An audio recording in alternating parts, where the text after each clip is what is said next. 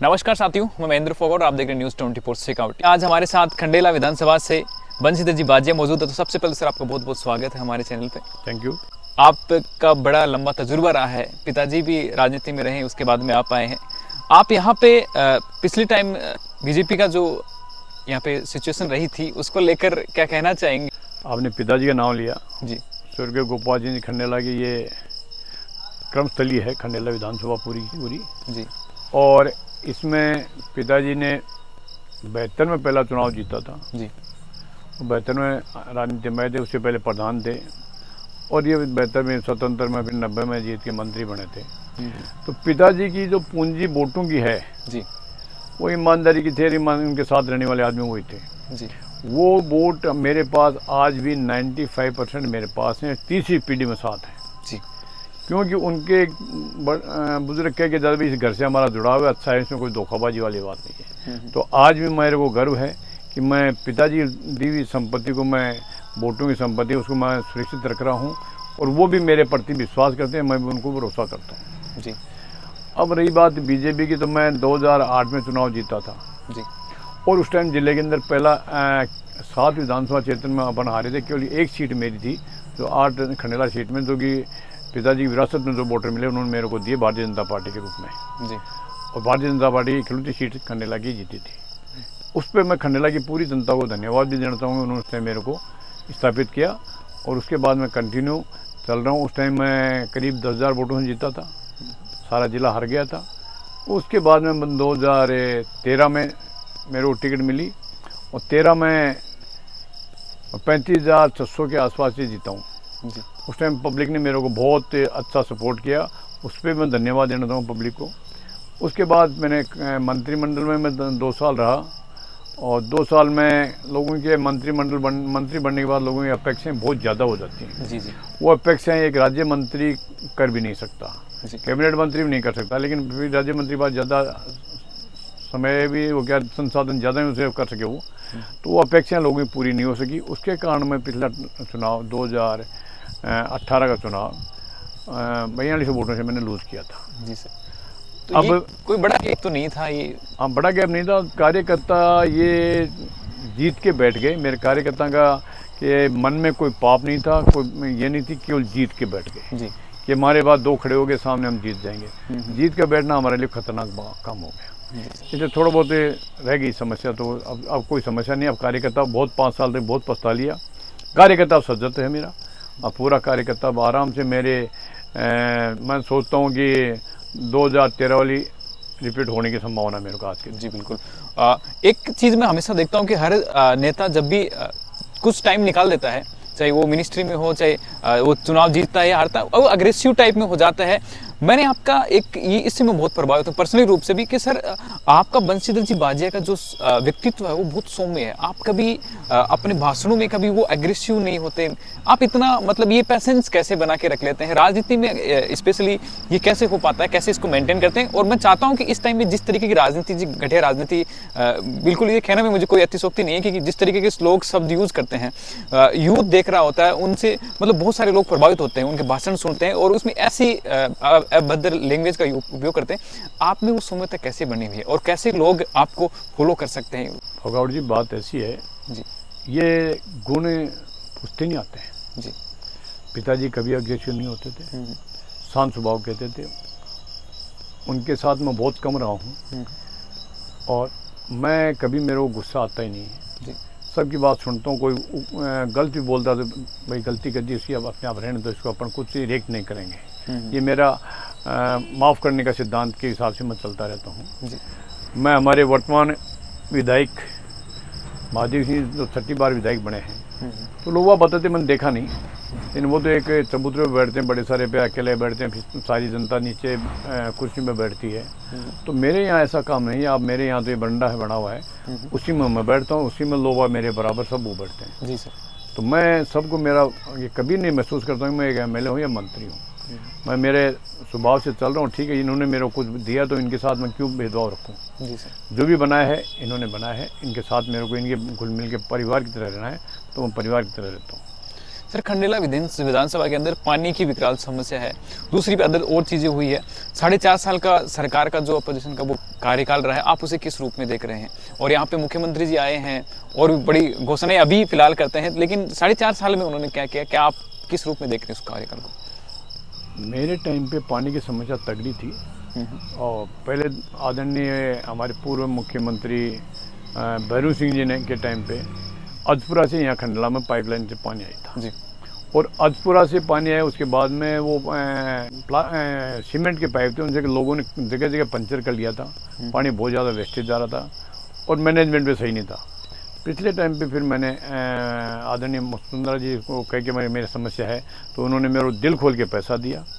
Rings में मैंने बहुत अच्छी व्यवस्था की और ये खंडला में अच्छी की। वो अजपुरा की जो 18 किलोमीटर की लाइन है, वो सारी कास्टिंग लाइन डलाई मैंने, और वहाँ से कोई पंचर नहीं करता उस लाइन को। और पानी यहाँ पूरा, मैं जब तक मंत्री रहा या मेरा कार्यकाल रहा, तब एक दिन छोड़ के इतना पानी आता था कि उस 2 दिन तक आराम से एक परिवार को पानी की जरूरत नहीं पड़ती थी, क्योंकि पूरा स्टाफ मेरा चूज करके लाता, जो बिजली हो, पानी हो, सड़क हो, कि अच्छी क्वालिटी का हमें सर्विस दें, वो काम मैं करता था। फिर सरकार बदलते वो सारे अधिकारी को बदल दिया गया, और किस टाइप के अधिकारी मैं नहीं कह सकता, लेकिन हमारी जो स्थिति आज खंडेला में यह है कि 4-5 दिन से पानी आता है, संसाधन वही है, पानी की कमी नहीं है, लेकिन मैनेजमेंट खराब है जी।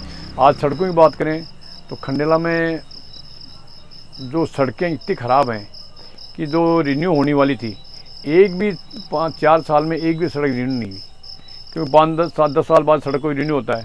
तो अभी जो सड़कें रिन्यू हो रही थी, होने के लिए बजट दिया था विधानसभा में, 2 बजट दिए हैं, दोनों में प्रत्येक विधानसभा में करीब 10 करोड़ का बजट दिया था रिन्यू के लिए, जो सड़क 10 साल पड़े उसमें दोबारा रिन्यू करें। तो विधायकों ने, कांग्रेस विधायकों ने मिलकर ये किया कि हमें रिन्यू के आगे ओब्लिक के न्यू सड़क लिखा जाए। जी जी। तो मुख्यमंत्री अपने कुर्सी बचाने के चक्कर में रहते थे, उन्होंने ये भी लिख दिया। तो किसी भी विधायक ने, जहाँ तक मैं सोचता हूँ, रिन्यू कोई सड़क नहीं कराई, उस पैसों से सारी नई सड़क बना दी। उससे आज हमारा पब्लिक जो वोटर है या पब्लिक है, वो दर की ठोकरें खा रहा है, क्योंकि पुरानी सड़कें सारी चलने लाइक नहीं है। कांग्रेस को यहाँ पे कितना मजबूत आप मान रहे हैं? काम कुछ किया नहीं तो संतुष्ट कहाँ से होगा, पब्लिक संतुष्ट कहाँ से होगा? जो पैसा जिस चीज़ के चाहिए था वो पैसा तो किया नहीं, उन सड़कों पे पैसा लगा दिया, वो गलत किया। क्योंकि आज हमारे खंडेला के अंदर JJM स्कीम बिल्कुल फैल है, केंद्र सरकार पैसा दे रही है, लेकिन राज्य सरकार का मैनेजमेंट सही न होने के कारण JJM स्कीम टंकियाँ बढ़ा दी और पाइपलाइन डालनी कर दी। इन पानी का ये नहीं देखा, ये स्कीम ये थी कि पहले पानी की व्यवस्था करो, उसके बाद टंकी बनाओ, उसके बाद पाइपलाइन डालो। ये उल्टा काम करके उन्होंने आज पानी नहीं, सारी टंकियाँ खाली पड़ी हैं। ये मिसमैनेजमेंट के कारण ये काम हो रहा है।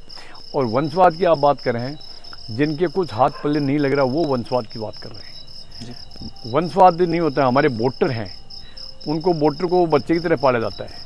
वोटर एक तरह से हमारे जी जान है, किसी भी समस्या होती है तो घर का समस्या दूर नहीं करते, लेकिन वोटर की समस्या दूर करते हैं। तो जुड़े हुए वोटर हमारे, तो इसमें वंशवाद वाली बात नहीं। हमें ये कार्यकर्ता हमारे से जुड़े हुए, तो उसमें हम क्या करेंगे? जिसके कार्यकर्ता है ही नहीं, जो उनका नेचर ही अलग टाइप का है। कई नेता ऐसे आ जाते हैं जिनके बहुत सारे केस लगे होते हैं, कई हो जाते हैं, तो वो नेतागिरी लायक नहीं होते, बल्कि उनसे गणना करते हैं। एक अच्छा परिवार उनको अपने बैठक में बिठाने लायक नहीं होता है। तो जानते हैं, इसलिए ऐसे बात तो वंशवाद नहीं है, सेवावाद जरूर है कि हम सेवा करते हैं, वोटर्स की सेवा में हमारे जो भी काम आता है, वोटर हमारे काम आता है।